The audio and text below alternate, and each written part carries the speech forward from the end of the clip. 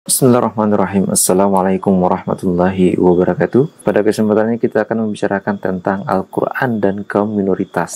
Teman-teman semua, sebelum kita melangkah lebih jauh tentang kaum minoritas dalam Al-Quran, alangkah baiknya jika sedikit memaparkan tentang metode penafsiran dalam Al-Quran. Nah, sebenarnya ada beberapa metode penafsiran dalam Al-Quran. Nah, yang pertama itu yakni tahlili. Tahlili itu yakni adalah sebuah metode tafsir analisis yang sangat terinci dan menjelaskan semua aspek. Saking rincinya metode ini, sampai ada yang mengatakan bahwa metode tahlili itu adalah metode yang di dalamnya itu ada kecuali Al-Quran gitu ya. Jadi memang metode tahlil ini menjelaskan semua konteks dari ayat tersebut, mulai dari konteks sejarah, konteks redaksi kalimat atau ayat Al-Quran, dan bahkan sampai ke asbabun nuzul Al-Quran tersebut. Nah, dari tahlil ini itu terbagi dua. Yang pertama yakni ijmali. Ijmali itu yakni penafsiran Al-Quran secara umum atau yang universal lah ya. Nah, kalau misalnya yang tafsir ini tuh secara rinci, paling rinci banget gitu. Nah, kalau misalnya dari tafsir ini, dia itu dibagi menjadi dua berdasarkan referensinya gitu. Nah, kalau metode tafsir ini, yakni yang pertama metode birra'i.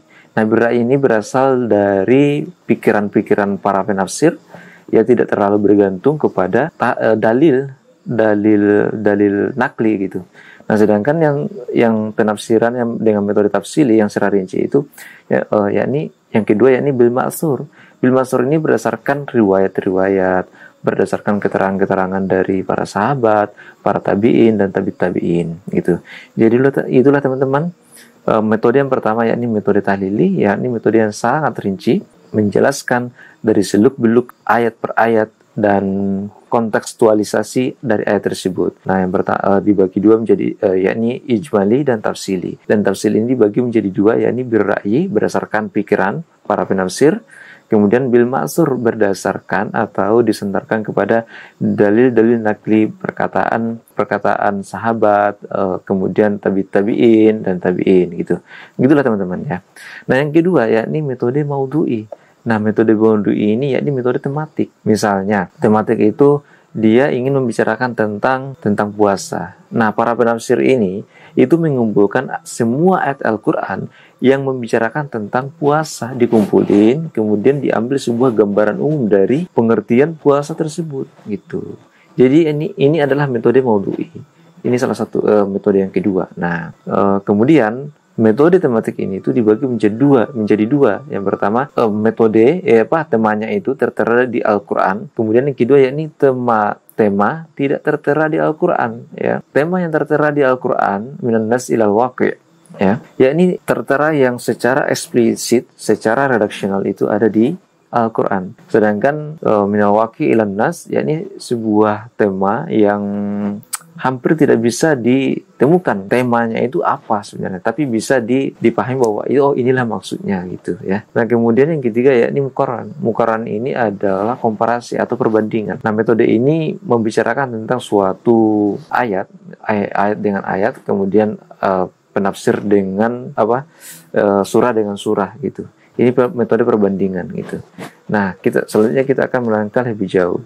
Teman-teman, Rasul itu memiliki sebuah misi tertentu ya. Tetapi secara umum, misi para Rasul itu yakni membebaskan manusia dari dominasi hawa nafsu dan membangun keberpihakan kepada kaum du'afa dan kaum tertindas atau mustad'afin. Selain itu, Rasulullah juga bertujuan untuk menyempurnakan para akhlak, menyempurnakan fikih-fikih, menyempurnakan hukum-hukum yang berlaku di manusia agar kembali ke jalan yang benar. Nah, dan ini adalah salah satu misi para rasul, yakni membebaskan kaum du'afa atau kaum yang tertindas dari perilaku orang-orang yang merasa dirinya itu elit, merasa dirinya berkuasa, merasa dirinya itu sama seperti Tuhan, menguasai antara satu dengan yang lain. Nah, ini ada perbedaan mendasar atau ini adalah perbedaan mendasar antara minoritas dan mayoritas, karena jika kita membicarakan tentang mayoritas dan minoritas, maka kita akan disandingkan kata yang disebut sebagai mayoritas. Nah,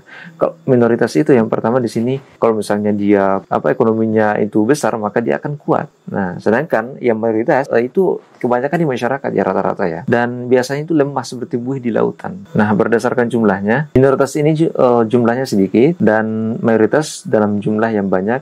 Dan minoritas ini kalau misalnya dalam jumlah segitu itu biasanya kan lemah gitu ya. Tetapi kalau misalnya kebetulan ekonominya dan kekuasaannya itu dia miliki, maka dia akan kuat seperti yang ada di posisi ini. Tapi kalau misalnya dia ya nggak kuat, maka dia akan lemah gitu, jumlahnya sedikit gitu ya. Tetapi kalau misalnya mayoritas jumlahnya banyak gitu kan, maka dia bisa kuat gitu. Tapi ini sebenarnya perbandingan yang bisa dibilang tumpang tindih ya. Ya tergantung konteks sih. Kalau misalnya mayoritas itu memiliki pandangan yang visioner, maka dia akan kuat dan bisa menganggap orang-orang yang jumlah sedikit itu atau kelompok orang yang jumlah sedikit itu tidak ada apa-apanya gitu. Nah teman-teman, minoritas dan cakupannya ya, golongan sosial yang jumlah warganya jauh lebih kecil dibandingkan dengan golongan lain dalam suatu masyarakat ya, sehingga berpotensi didiskriminasi oleh golongan lain yang lebih besar. Nah, ini ada beberapa aspek tentang siapa sebenarnya itu minoritas dan apa saja sih cakupannya. Nah, kalau misalnya di ras, ya ini banyak sekali nih ras ini, misalnya ras Melayu, ras Melanesia, gitu kan. Kalau di Indonesia sendiri itu ras yang paling banyak itu kan ras Jawa ya, etnis adat gitu ya, ya hampir sama lah gitu. Nah, itu yang paling banyak itu adalah Jawa kalau di Indonesia. Nah, kalau misalnya agama, agama ini ya membuat kita dihormati, membuat mendapat perlindungan dan mendapat pemenuhan hak secara hukum gitu kan. Nah, kemudian kalau di Indonesia itu ada beberapa kelompok agama yang jumlahnya sedikit. Telah diketahui bersama bahwa di Indonesia itu memiliki beberapa agama yang diakui ya, seperti Islam, Kristen, Katolik, Hindu, Buddha, Konghucu. Nah, agama di Indonesia yang termasuk mayoritas yakni agama Islam sampai 80% lebih gitu. Kemudian disusul dengan Nasrani dan selainnya dan lain-lain. Nah, teman-teman, kemudian disabilitas, orang yang tidak memiliki kelengkapan atau kesempurnaan secara fisik. Nah, ini juga menjadi minoritas yang memerlukan pelayanan yang khusus dari persoalan-persoalan kemanusiaan dan sosial. Gitu ya. Jadi dari semua aspek ini itu perlu layanan yang rata antara satu dengan yang lain. Kemudian gender. Nah, gender ini memiliki suatu posisi tertentu karena pada hari ini sampai saat ini terkait disiplin ilmu gender ya, keadilan gender itu masih terus diperjuangkan, masih terus dibahas karena penting untuk dibahas karena berdampak pada pemenuhan hak antara laki-laki dan perempuan. Ini persoalan gender antara ras, etnis atau adat, agama, disabilitas. Gender ini bisa menjadi kelompok minoritas di Indonesia maupun di kelompok-kelompok negara lain. Kenapa? Karena jumlahnya sedikit itu berpotensi mendapat perlakuan yang diskriminat atau perlakuan yang tidak adil terhadap kelompok-kelompok yang lebih banyak jumlahnya. Jadi teman-teman, kelompok-kelompok seperti ini itu harus mendapat perhatian yang lebih, harus mendapat pelayanan yang lebih atau pelayanan yang adil seadil-adilnya. Jangan sampai kelompok manusia, kelompok masyarakat yang jumlahnya banyak itu mendiskriminasi kelompok-kelompok yang jumlahnya sedikit. Nah teman-teman, sebenarnya kelompok-kelompok minoritas ini memiliki tujuan dan misi atau cita-cita bersama ya. Yang pertama, terciptanya kehidupan yang damai, aman dan tentram, diperlakukan dengan baik, melaksanakan ibadah dan mendirikan rumah ibadah ya bagi kelompok-kelompok agama gitu ya.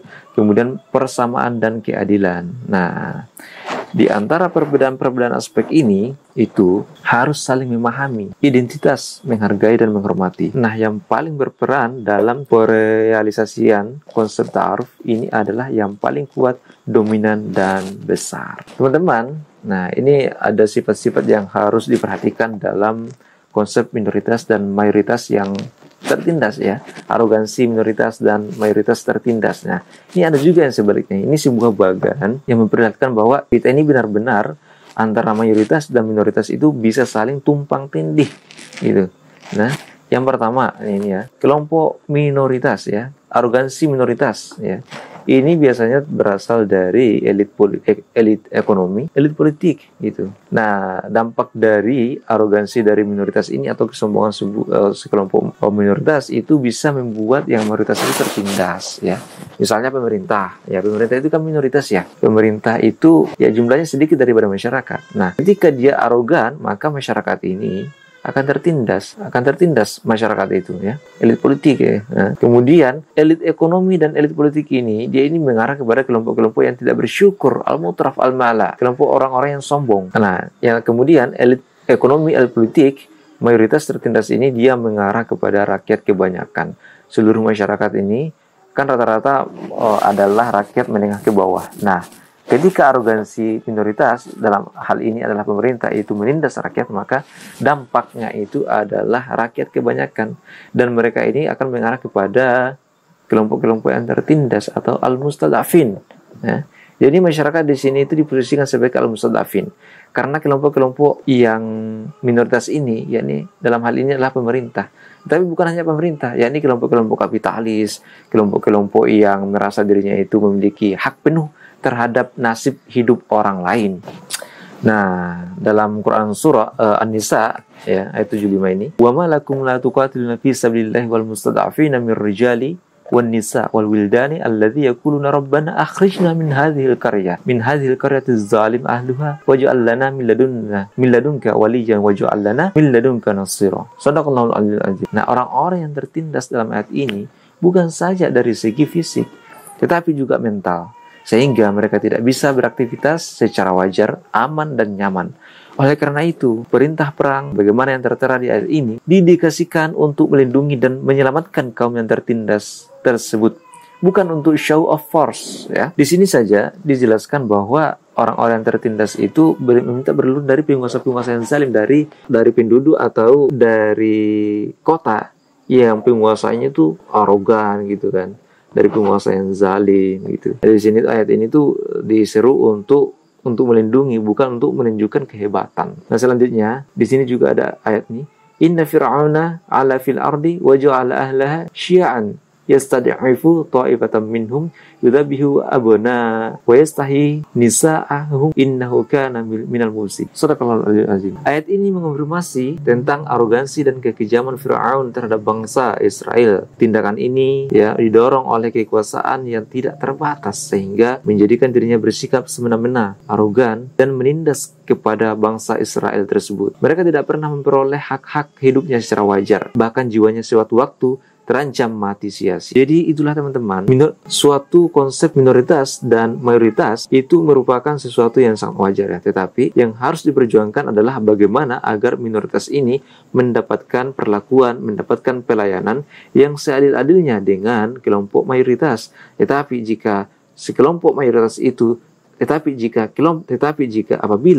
apabila kelompok minoritas ini memiliki kekuatan, memiliki kapasitas untuk berkuasa, maka mereka tidak boleh dibiarkan untuk menindas kelompok-kelompok yang mayoritas yang rata-rata memiliki kekuatan yang lemah. Terima kasih. Assalamualaikum warahmatullahi wabarakatuh.